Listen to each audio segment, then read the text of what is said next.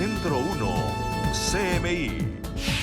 24 vías cerrarán en Bogotá por la ciclovía nocturna a partir de mañana a las 6 de la tarde y hasta la medianoche.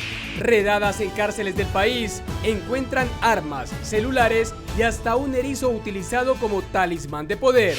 Un soldado muerto y otro herido por combates en Briceño, Antioquia. Alcaldes y gobernadores se reúnen con el presidente Petro en Cali. Aumenta el consumo de huevo y cae el de pollo en los hogares del país.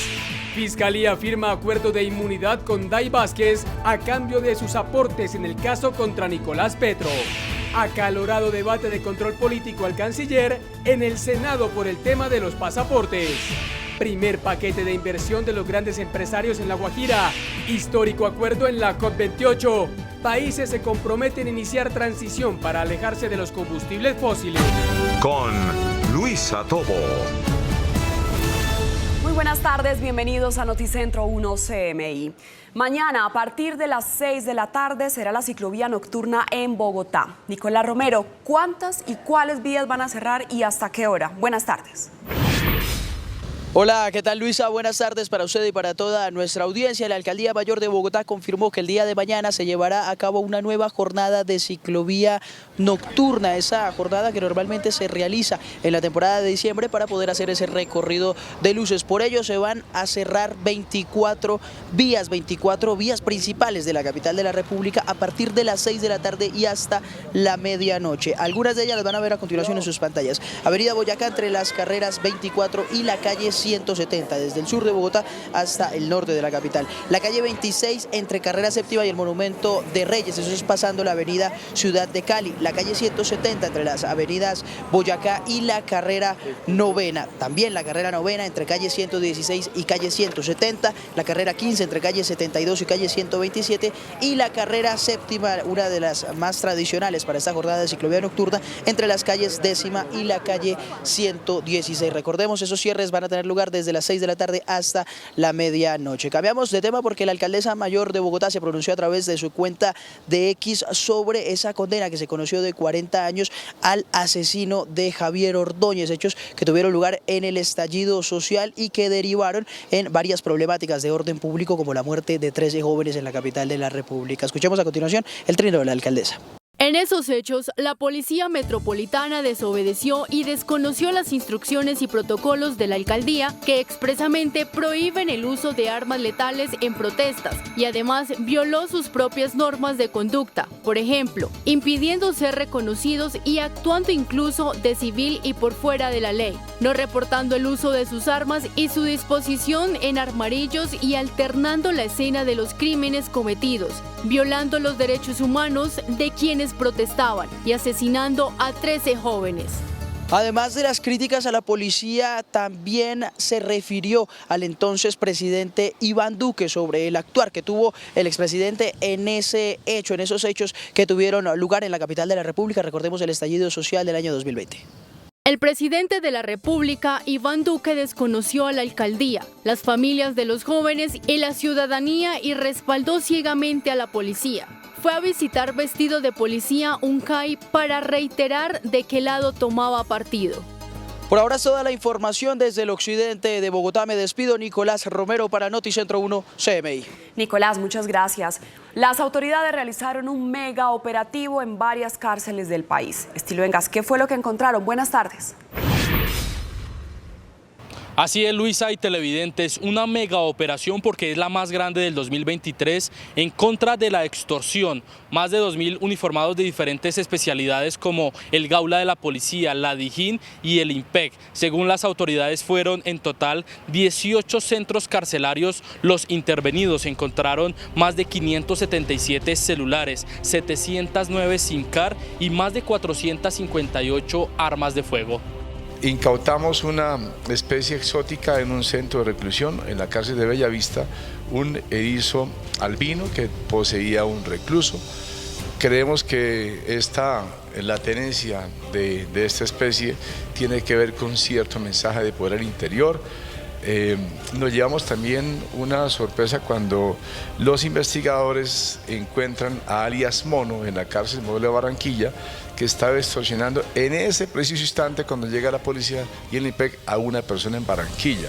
En esta operación también hizo parte la Policía Metropolitana de Bogotá con la captura de al menos 30 cabecillas de la banda criminal Los Satanás, todas estas personas dedicadas a extorsionar comerciantes. Queremos anunciar que alias Satanás fue trasladado de Popayán hacia Girón, donde ayer cuando se le hace la requisa y demás no se le encuentra ningún celular, entendiendo que una de las líneas importantes de dominó es ese, el control permanente, contundente y constante por parte del Gaula, la policía y del IMPEC para hacer las requisas diarias. Y que da como resultado la captura de 30 integrantes de la estructura criminal conocida como Satanás. En total, los operativos se desarrollaron en 17 municipios de nuestro país. Desde el occidente de Bogotá, Stig Luengas, en Noticentro 1 CMI. Stig, muchas gracias. Y mucha atención porque el ejército acaba de confirmar el asesinato de un soldado profesional en medio de un combate contra el Clan del Golfo en Briceño, Antioquia. Vamos a la 7ª división en Medellín con Hernán Muñoz. Hernán, ¿cuál es el balance? Buenas tardes. Luisa, ¿qué tal? Buenas tardes para usted y para todos los televidentes. Hace pocos minutos concluyó una rueda de prensa en la 7ª división del Ejército. El resultado, un soldado profesional asesinado, otro herido, pero también un presunto integrante de un grupo armado que fue abatido en las últimas horas. Precisamente a esta hora de la tarde nos acompaña el comandante de la 7ª división del Ejército. Él es el general Óscar Murillo. Bienvenido a Noticentro 1 CMI. General, ¿cuál es el balance de este combate en Briceño? Hernán, buenas tardes. Teniendo en cuenta nuestro plan de campaña de Ayacucho, que es garantizar la protección de la población civil, y a raíz de las confrontaciones que se venían dando entre ilegales frente 1836 de las FARC y el GAO Clan del Golfo, tropas de la 4ª Brigada, Batallón de Artillería 4, sostienen 2 combates. Un primer combate fue antier, horas de la noche, en la vereda de la Palestina, y un segundo combate fue la noche anterior, a las 19:30 por espacio de 30 minutos.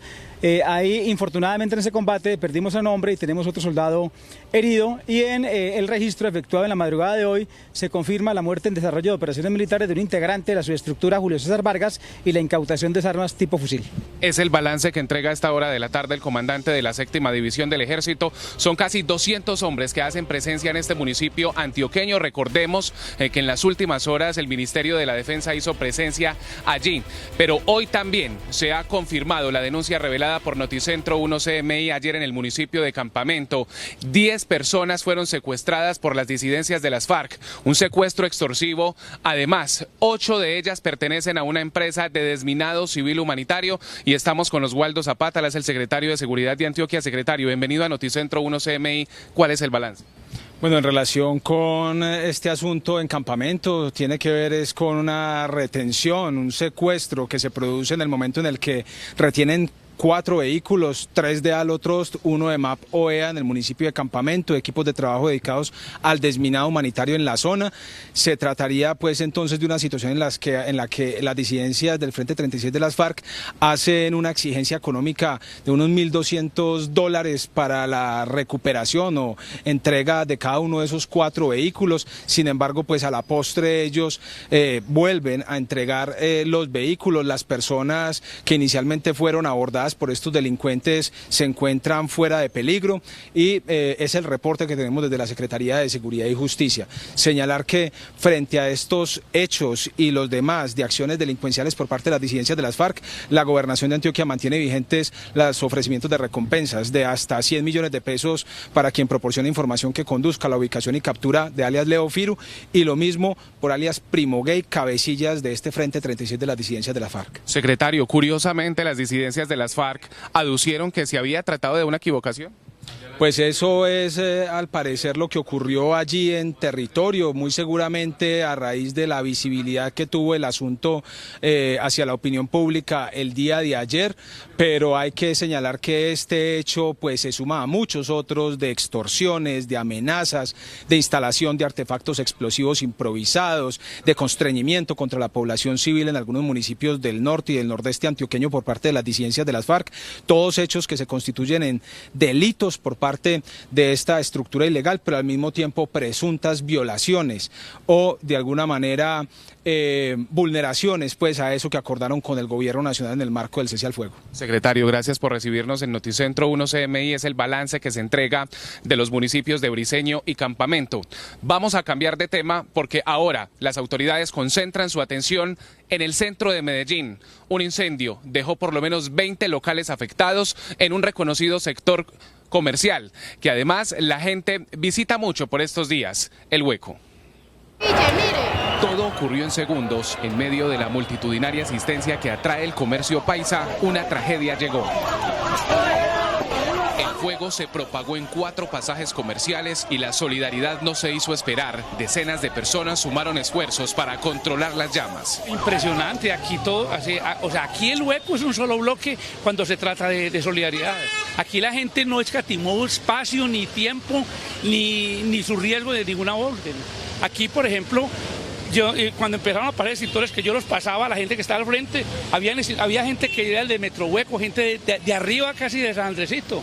De toda parte llegaban extintores porque los bomberos, por el tráfico que había a esa hora, no pasaba. La emergencia ocurrió en el sector comercial conocido como El Hueco y parcialmente las autoridades confirmaron 20 locales comerciales afectados, entre ellos algunas jugueterías y 3 personas lesionadas por inhalación de humo. Tenemos un reporte de 3 personas lesionadas por inhalación de humo, las cuales fueron atendidas en sitio. Cerca de 23 integrantes del Cuerpo Oficial de Bomberos de Medellín y Bello acompañaron la emergencia y por ahora se desconocen las causas de la emergencia. Cambiamos de tema. En el municipio de Yalí, Antioquia, una mujer abandonó a sus 2 niños a borde de carretera. Uno de ellos recién nacido y el otro de 2 años. En medio de esta crítica situación que vivieron los menores, apareció una luz. La policía los encontró en el camino, los puso a salvo, se restablecieron sus derechos y a esta hora, pese a que no están con su familia, se encuentran en buenas manos y serán conducidos hacia el ICBF. Por lo pronto, esta es toda la información. Desde Medellín, Hernán Muñoz, Noticentro 1 CMI. Muchas gracias, Hernán.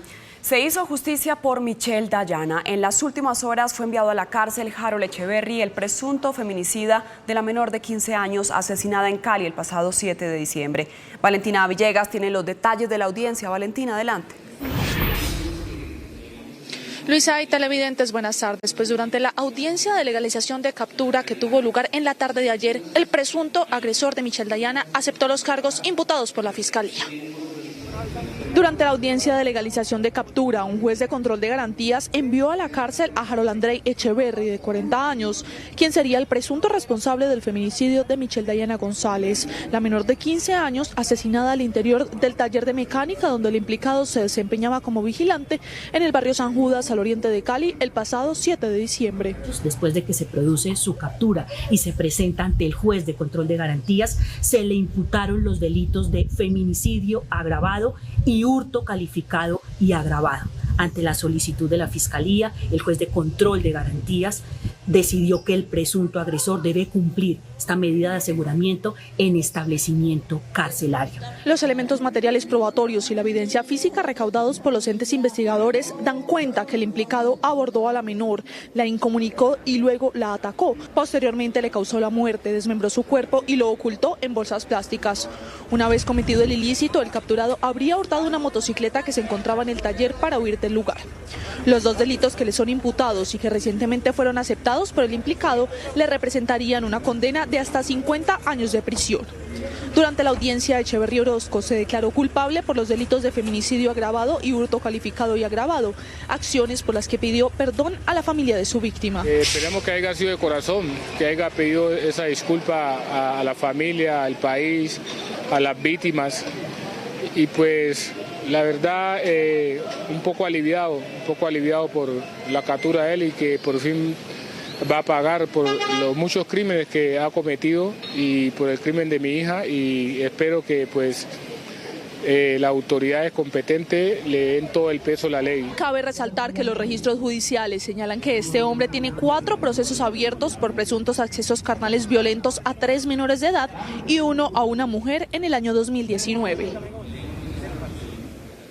Y cambiamos de tema, pues la Defensoría del Pueblo lanzó una nueva alerta temprana para el distrito de Buenaventura. Más del 80% de los barrios se encontrarían en riesgo extremo.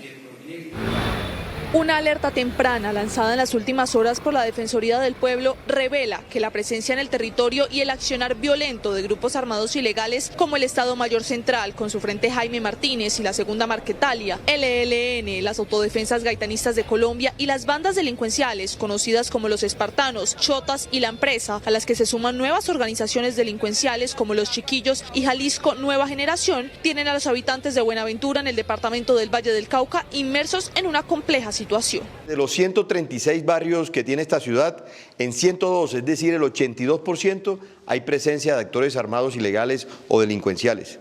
Esta situación genera una grave afectación para los derechos humanos porque la población del principal puerto sobre el Pacífico está completamente expuesta a la violencia que ejercen estos grupos armados ilegales y delincuenciales. De acuerdo con información conocida por la Defensoría del Pueblo, se estima que las extorsiones generan una renta mensual de aproximadamente 2.300 millones de pesos. Los combates entre los grupos armados han generado un total de 45.000 personas desplazadas, 54 homicidios y 25 desapariciones forzadas. Cifras que construyen el crudo panorama registrado en la ciudad del Puerto del Pacífico colombiano entre el 2022 y lo que va del 2023. Ante este escenario de riesgo extremo, en la Defensoría del Pueblo presentamos 57 recomendaciones para que las entidades del gobierno nacional y locales garanticen los derechos humanos, el derecho internacional humanitario y la vida e integridad en favor de esta población. Entre las afectaciones a las que se enfrentan los 310.000 habitantes del puerto marítimo de Buenaventura se encuentran la afectación al derecho a la movilidad de la población, las fronteras invisibles, homicidios selectivos, desapariciones forzadas y reclutamiento de niñas, niños y adolescentes.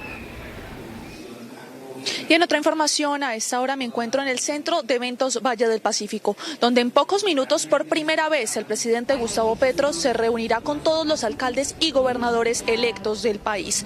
Esta reunión se dará durante la clausura de la inducción de autoridades territoriales de la Escuela Superior de Administración Pública, cuya asistencia es obligatoria para tomar el mando y la posesión de sus nuevos cargos el próximo 1 de enero del 2024. A esta hora, los 1.102 alcaldes y 32 gobernadores electos del país se encuentran a la espera del presidente Gustavo Petro y su gabinete ministerial, quienes serán los encargados de presidir la jornada de hoy.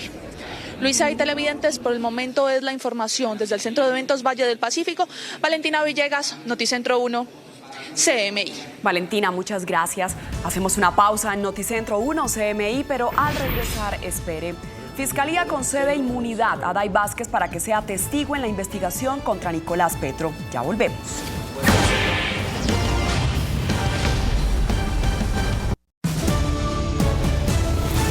Las disidencias de Iván Mordisco, más conocidas como Estado Mayor Central de las FARC, anunciaron que renuncian al secuestro extorsivo como una muestra de su voluntad de paz. Para ampliar esta noticia, nuestro compañero William Parra se encuentra con el jefe de la Delegación de Paz del Gobierno. William, buenas tardes. Hola Luisa, ¿qué tal? Muy buenas tardes. Ha concluido el segundo ciclo de conversaciones entre las delegaciones de paz del Gobierno Nacional y el denominado Estado Mayor Central de las FARC-EP. Una noticia muy importante tiene que ver con el anuncio hecho por este grupo armado de suspender los secuestros extorsivos. A esta hora nos acompaña el jefe de la Delegación de Paz del Gobierno Nacional, el exministro Camilo González Pozo, y con él vamos a hablar pues de esta importante noticia que se consiguió durante este ciclo de conversaciones. Doctor Camilo, buenas tardes. ¿Cómo se logró que el Estado Mayor Central pudiera hacer este anuncio de que renuncia a los secuestros extorsivos? Es una decisión muy importante la que ellos han tomado. Señalan de que es una disposición estatutaria lo que le da más fuerza. Y esto significa la proscripción, el abandono de estas prácticas que han sido tan dolorosas para la población colombiana, para muchas familias. Bueno, ¿de cuántos secuestros estamos hablando que en estos momentos, digamos, el Estado Mayor Central ha cometido? ¿Cuántos secuestrados están en este momento en el poder del Estado Mayor Central? Y si hay un anuncio de que prontamente van a ser liberados. No hay una cifra exacta sobre este tema de los secuestros.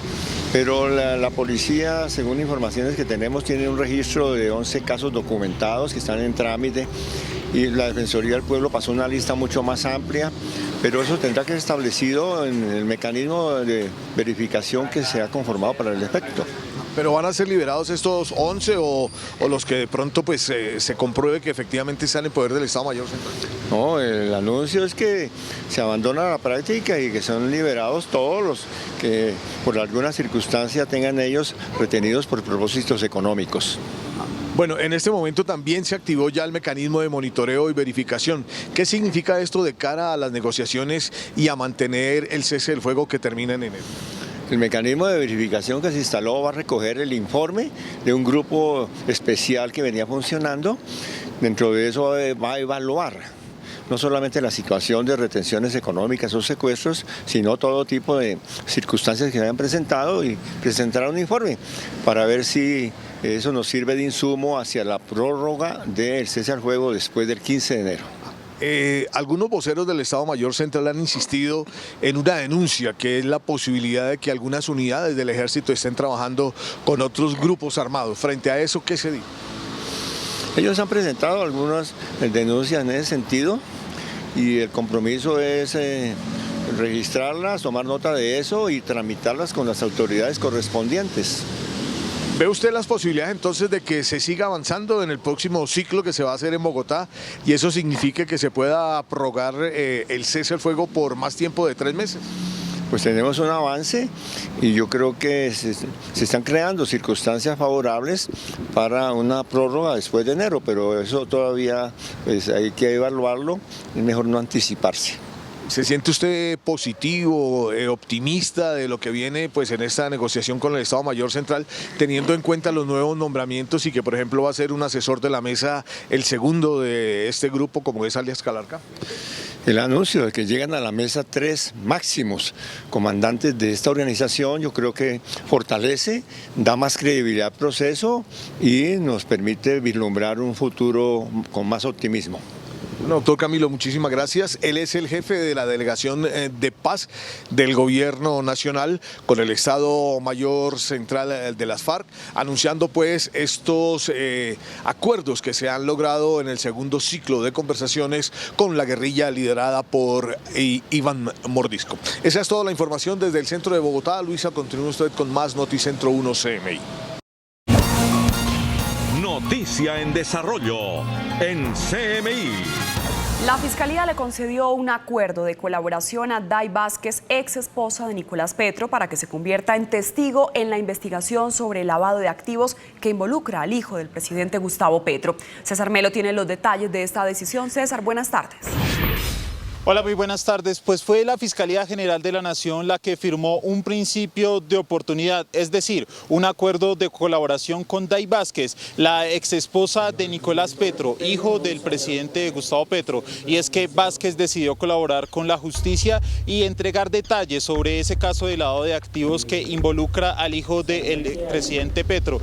Y es que, según la investigación de la Fiscalía General de la Nación, Nicolás Petro habría pedido cerca de 1.000 millones de pesos a nombre de la campaña presidencial, a nombre de la campaña del presidente Gustavo Petro, y ese dinero habría terminado en sus bolsillos y no habría llegado a la campaña de Gustavo Petro. Así las cosas, Day Vázquez tendrá que entregar información sobre toda la entrega de ese dinero y de la cadena de lavado de activos que involucra presuntamente a Nicolás Petro. Sin embargo, será un juez de control de garantías el que deba definir si avala ese acuerdo de colaboración que durará 2 años. 2 años en los que Day Vázquez tendrá que seguir siendo testigo de la Fiscalía y entregando detalles y colaborando con la Fiscalía General de la Nación. Esta es toda la información desde el occidente de Bogotá. César Melo, Noticentro 1, CMI. Un ambiente tenso se vive a esta hora en la Comisión Segunda del Senado de la República en un debate de control político contra el canciller Álvaro Leiva. Gerardo, buenas tardes. ¿De qué se trata este debate y por qué los senadores le exigieron respeto al canciller? Hola Luisa Fernanda, por dos temas puntuales. El debate es sobre los pasaportes y la licitación que declaró desierta el gobierno nacional porque está en contra de que haya un solo proponente, Tomás Granzón, quien maneja el tema de los pasaportes en Colombia hace más de 20 años. Y la segunda inquietud de los senadores que le exigieron respeto, comenzando por el presidente de la comisión, Lidio García, al canciller Álvaro Leiva, es porque vino a leer todo un memorial contra el periodista Daniel Coronel y contra la exdirectora de la Agencia Jurídica de Defensa del Estado, Marta Lucía Zamora, y a increpar a algunos congresistas a quienes les dijo que no habían leído las respuestas que él había enviado. Sí, pero me excusa porque es que usted quiere dejar muy mal a estas resoluciones, las conocemos todas. Estas resoluciones que usted dice que no hemos leído, las conocemos todas los senadores de la Comisión Segunda. Todas son públicas. Entonces, y con relación a las citaciones hacia usted es el que no ha querido venir a la comisión. Pero, a ver, permítame, después me hacen las observaciones. Entonces, yo le agradezco que digamos las cosas como son, porque usted no puede venir a echarnos agua sucia a nosotros. No, señor, no se lo voy a permitir. Llamó la atención que dos senadoras del Pacto Histórico, Gloria Flores y Jael Quiroga, también le tiraron las orejas al canciller, protestaron por la forma como él acusó a Marta Lucía Zamora, exdirectora de la Agencia Jurídica del Estado, y Gloria Flores dice que tiene que respetarla, le exigió respeto al canciller Álvaro Leiva. Discúlpeme, canciller, pero yo también exijo respeto. Cuando usted me está acusando que yo no estoy informada, yo he hecho un ejercicio, un esfuerzo por tener información. Si usted no nos entregan otra información, es un problema de la Cancillería. Aquí está, ustedes no vinieron como Cancillería a hacernos un debate de control político al Senado. Estamos, al contrario, haciendo un debate de control político a la Cancillería. Y también el canciller Álvaro Leiva insistió luego en su exposición, mientras ustedes oyen los gritos de un senador del Centro Democrático, Carreño, un exagente de la policía del departamento de Arauca, que ahora es senador de la República, increpando al canciller. Dijo el canciller Álvaro Leiva que Marta Lucía Zamora tuvo actos indelicados y por eso el presidente de la República la sacó del cargo. ¿No será que la doctora Zamora quiere convertir su salida en un episodio de maltrato, cuando en realidad lo que hay es un trabajo deficiente de su parte e incluso comportamientos contractuales dudosos? La doctora Zamora, 4. Existen comportamientos documentados sospechosos de la doctora Zamora en por lo menos 2 contratos de la Agencia de Defensa Jurídica del Estado, porque no fui yo quien decidió sacarla. Sin embargo, fue tan tenso el ambiente aquí contra el canciller y ministro de Relaciones Exteriores Álvaro Leiva Durán que desde la Casa de Nariño llamaron de urgencia al ministro del Interior, Luis Fernando Velasco, quien estaba en la Comisión Primera acompañando a la ministra de Educación en el trámite de la Ley Estatutaria de Educación precisamente para que viniera a intentar atemperar los ánimos. Desde la Comisión Segunda del Senado de la República, Gerardo Aristizábal, Noticentro 1, CMI. Gerardo, muchas gracias. Se empieza a materializar la ayuda de los grandes empresarios del país en La Guajira. A esta hora, Luis Carlos Sarmiento Gutiérrez, presidente del Grupo Aval, y Laura Sarabia, directora de Prosperidad Social, anuncian millonarias ayudas para garantizar agua, luz y alimentación. Diana Giraldo, muy buenas tardes. Adelante. Luisa y televidentes, muy buenas tardes. Los saludamos hasta ahora desde Manaure, en La Guajira, y estamos en la comunidad Caicachi.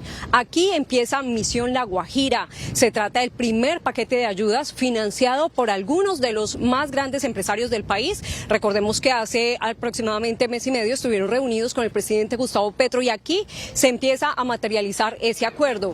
Se está hablando de ayudas por 8.000 millones de pesos para esta comunidad, que entre otras cosas busca garantizar la seguridad alimentaria, también llevar energía a estas viviendas, a esta ranchería con paneles solares y garantizar la potabilización del agua. La necesidad más apremiante de esta comunidad es una escuelita, porque muchos de ellos tienen que recibir las clases debajo de la sombra de los árboles a pleno rayo del sol. Nosotros estuvimos hablando con algunos de sus líderes y esto es lo que esperan de la visita del gobierno.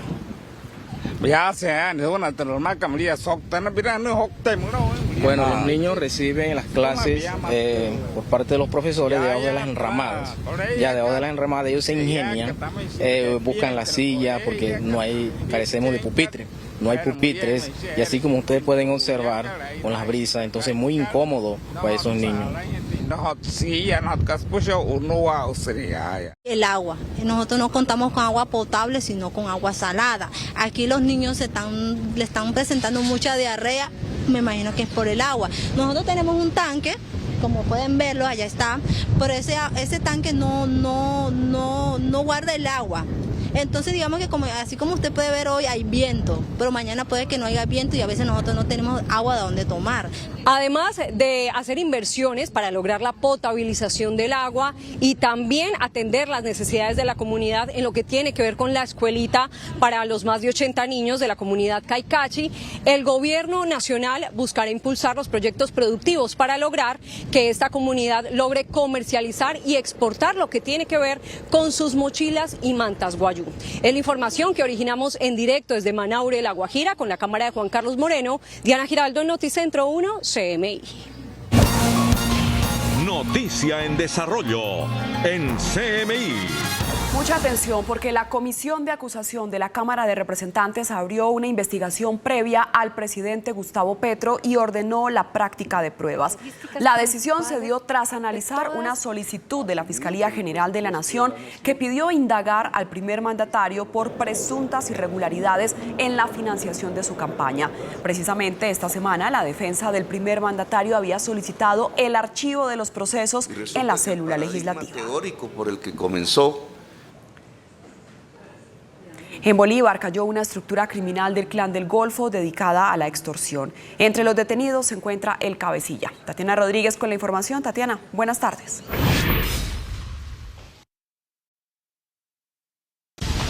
Luisa, televidentes, muy buenas tardes. Estas personas eran las encargadas de cometer las extorsiones en diferentes municipios como San Juan Nepomucemo y el Carmen de Bolívar. Se dirigían directamente hasta los negocios, dejaban el número de los cabecillas para que se comunicaran directamente y coordinaran los montos.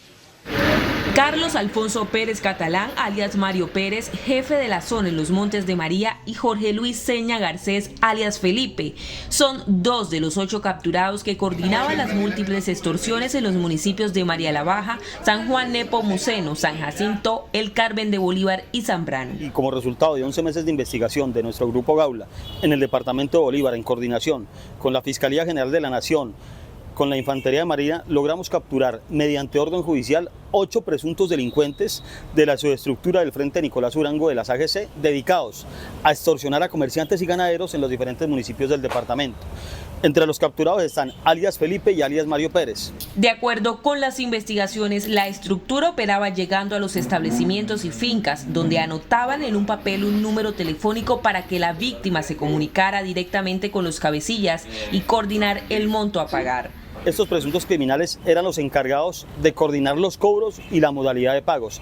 Asimismo, obligaban a sus víctimas a pagar 5 millones de matrícula y 500.000 pesos mensuales y aumentar el precio de la cerveza para utilizarla dentro de sus rentas criminales.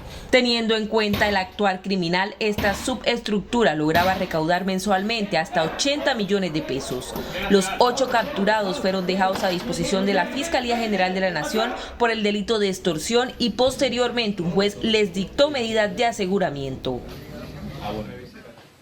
Estos resultados han sido además logrados por la colaboración de la comunidad, por lo que la policía reitera el llamado a que sigan denunciando este tipo de casos. Es toda la información desde Cartagena. Tatiana Rodríguez para Noticentro 1 CMI.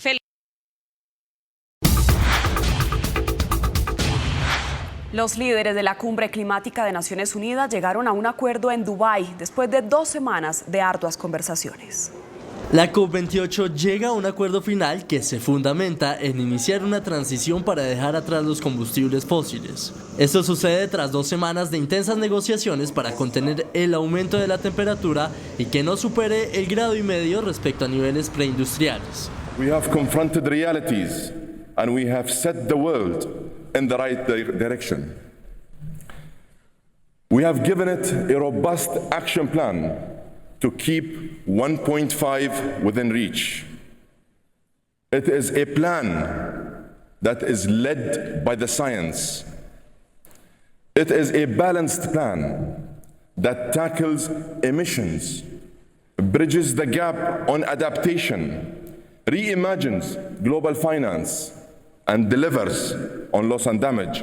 Abrir una senda de abono de estos tipos de energía era la prioridad de esta cumbre para la Unión Europea y otras economías industrializadas, así como para países muy vulnerables al cambio climático como muchos estados en desarrollo. El gobierno de Israel anuncia la pérdida de 10 militares en combate. Esta es la pérdida más alta desde el inicio de la guerra. Además, recalcó que proseguirá esta guerra contra Hamás con o sin apoyo internacional. Los enfrentamientos entre Israel y Hamás, tras más de 2 meses de guerra, empeoran cada día. El ejército israelí ha anunciado que 10 de sus soldados murieron en combate en el norte de Gaza, en uno de los días más trágicos para las fuerzas israelíes desde que comenzó la ofensiva. La mayoría de ellos fueron víctimas en una emboscada en la ciudad de La Franja, mientras que en el sur del enclave han causado más de 18.600 muertes según las autoridades gazatíes. Por su parte, el ministro de Exteriores dice que Israel proseguirá la guerra contra Hamás con o sin ayuda internacional. Por su parte, la Oficina Sanitaria de las Naciones Unidas reitera su preocupación ante el desastre de salud pública que enfrenta Gaza, debido al colapso de su sistema sanitario y la propagación de enfermedades causadas por el hacinamiento. Además, la OMS ha informado de un fuerte aumento de las infecciones respiratorias agudas, diarrea, piojo, sarna y otras enfermedades de rápida propagación, y que solo 11 de los 36 hospitales de Gaza funcionan parcialmente, uno en el norte y 10 en el sur del enclave. César, muchas gracias. Hasta aquí Noticentro 1 CMI. A continuación, Tú tienes la sazón y a las 8 de la noche una nueva emisión de noticias. Feliz tarde.